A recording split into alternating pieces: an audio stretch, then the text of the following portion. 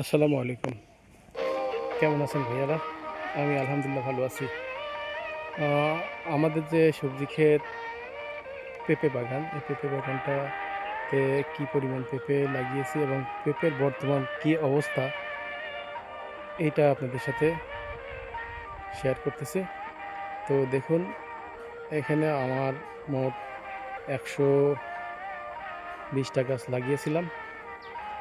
তো বেশ কিছু গাছ নষ্ট হয়ে গেছে। আহ, কিছু কিছু গাছ খুব ভালো ডেভেলপ করছে, কিছু কিছু গাছ সেভাবে বড় হয়নি। কিছু কিছু গাছ এক ধরনের ছত্রাক বা মাকড় লাগছে। দেখুন, পাতাগুলো কেমন যেন একটু কুঁকড়ায় গেছে। তো আমি এই কুঁকড়ানোর জন্য আম, বেশ কিছু মেডিসিন স্প্রে করছি। অর্থাৎ আমাদের কৃষি অফিস কুষ্টিয়া, সেখানে যে তাদের সাথে আলাপ করছি এবং ছবি তাদেরকে দেখাইছি। দেখুন দর্শক, এই যে গাছগুলা, পাতাগুলো কেমন কুঁকড়ায় গেছে। তো এখন আমি বেশ কিছু অভিজ্ঞদের সাথে পরামর্শ করছি। তারা আমাদেরকে, কেউ বলছে গাছগুলা যেগুলো নষ্ট হয়েছে সেগুলো কেটে ফেলুন, আর কেউ বলছে যে এগুলা সঠিকভাবে মেডিসিন স্প্রে করলে 100% ঠিক হয়ে যাবে। তো আসলে বন্ধুরা, গাছ লাগানোর পরে, পরিচর্যা করার পরে আসলে একটা গাছ কাটতে খুব কষ্ট লাগে। তো যার কারণে আমি এখনো কাটিনি। আমি এভাবে রেখে চেষ্টা করতেছি। বেশ 6-7 দিন ধরে আমি বেশ কিছু, যে যেমন বলছে যে এইটা স্প্রে করুন, ওইটা স্প্রে করুন, এইভাবে মিশাই, ওইভাবে মিশাই, যে যেমন বলছে ঠিক ওইভাবে আমি স্প্রে করছি। তো দেখা যাক আল্লাহ কী করেন। আল্লাহ যদি ভাগ্যে ভালো রাখেন ইনশাল্লাহ হবে, আর আল্লাহ যদি না দেন তাহলে হবে না। সব কিছু উপর আল্লাহর হাতে ছেড়ে দিছি এবং চেষ্টা করছি। তো বন্ধুরা, আপনারা দোয়া করবেন। পেঁপে গাছ আমার এটা এর আগে 8-10 বছর আগে আমি বেশ কয়টা লাগিয়েছিলাম, কিন্তু তখন তো আসলে এভাবে ইন্টারনেট ছিল না, যার কারণে পরিচর্যা সম্বন্ধে এত ধারণা ছিল না। এখন যেমন প্রবলেম হইলে আমি ছবি উঠায়ে বিভিন্ন জনের সাথে শেয়ার করতেছি, তারা আমাকে যতটা পারছে সলিউশন দিচ্ছে।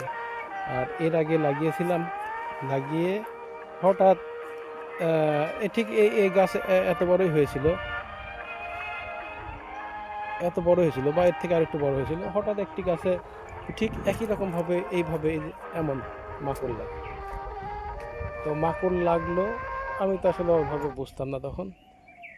আজকে দেখি একটা গাছে মাকড় লাগছে, কালকে আরও 3-4টা, পরশুদিন দেখি আরও কয়েকটা, এইভাবে দেখি যে সব গাছগুলো পাতা একেবারে নষ্ট হয়ে গেল। খুব দ্রুতই গাছগুলো একেবারে শেষ হয়ে গেল। এটা আমি হয়তো আরও আপনার 7-8 বছর আগের কথা বলছি। তো এখন দেখছি, আহ, এখন তো আসলে অনেকেই চাষ করতেছে, ভিডিও দেখি কে কীভাবে চাষ করতেছে, তাদেরটা ফলো করি। তো এভাবেই আর কি করা। তো আমি এখন ওষুধ দিচ্ছি, দেখা যাক কি হয়। তো এই যে দেখুন, এই গাছটি তো বেশ কিছু অবস্থা খারাপ হয়েছিল। তো ভিতরের পাতাগুলো আল্লাহর রহমতে এখন একটু ভালোই হয়েছে। অর্থাৎ একটা টাইমে আমার কাছে যেটা মনে হচ্ছে, যে একটা টাইম ওই সবগুলা গাছে একসাথে আক্রান্ত হয়েছিল, এবং যে আমি মেডিসিনটা স্প্রে করছি আর কি, এই মেডিসিন স্প্রে করার কারণে আহ, ওই ইয়েটা রিকভারি হয়েছে, আক্রান্ত গাছগুলা একটু রিকভারি হয়েছে, কারণ নিচে যে কুশিগুলা বের হচ্ছে, এই কুশিগুলা কিন্তু দেখুন মানে ফ্রেশ সতেজ, কিন্তু এই কুশির আগে, এই পাতার আগে যে পাতাটা ছিল এটাতে আক্রমণ করছে। তো দর্শক, আসলে এই পেঁপে চাষ আমি শুনছিলাম কোনো এক ভিডিওতে, যে পেঁপে চাষ নাকি অলসদের জন্য, কিন্তু এই কথাটা আমার কাছে ঠিক ওইভাবে মিলে না। পেঁপে চাষেও প্রচুর পরিমাণ পরিশ্রম করা লাগে। কারণ এই রেগুলার আপনি যদি স্প্রেগুলো না করে ঘরে বসে থাকেন, আপনি পেঁপে ফলাইতে পারবেন না।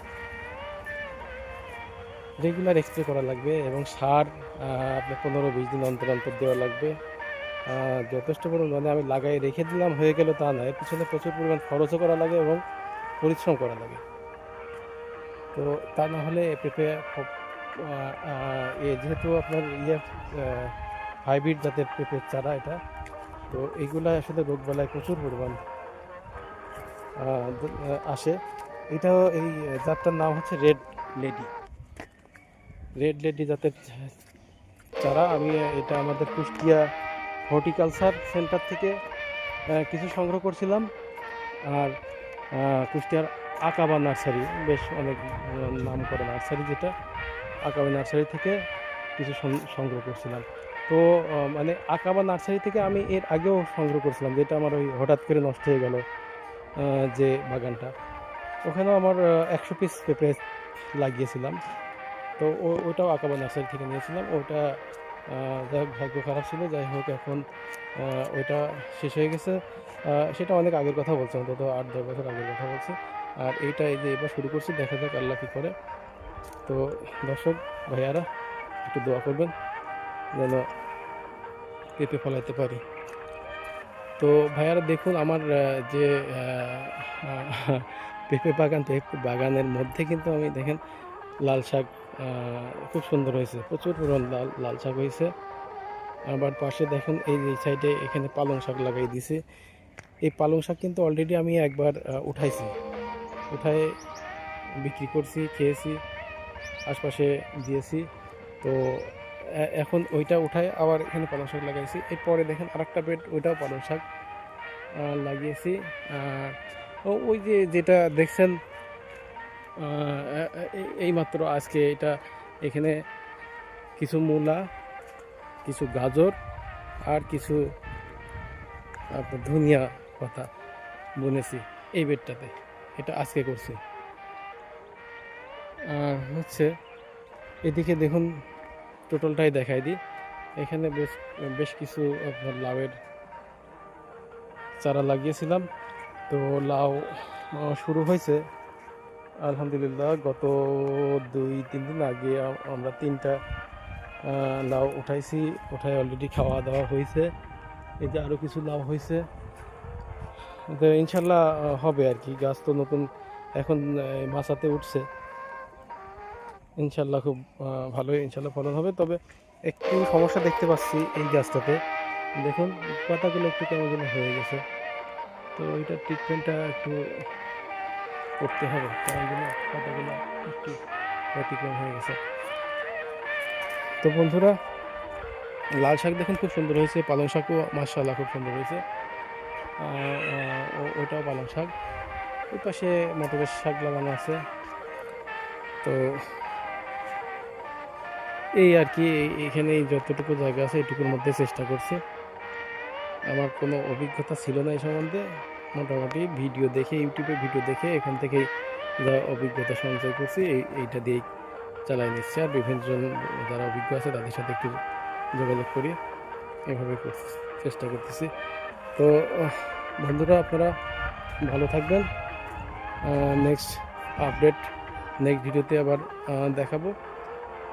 নেক্সট ভিডিওতে ইনশাল্লাহ আবার কী পজিশনে দাঁড়ায় আবার কয়েকদিন পরে আপনাদের সাথে শেয়ার করব।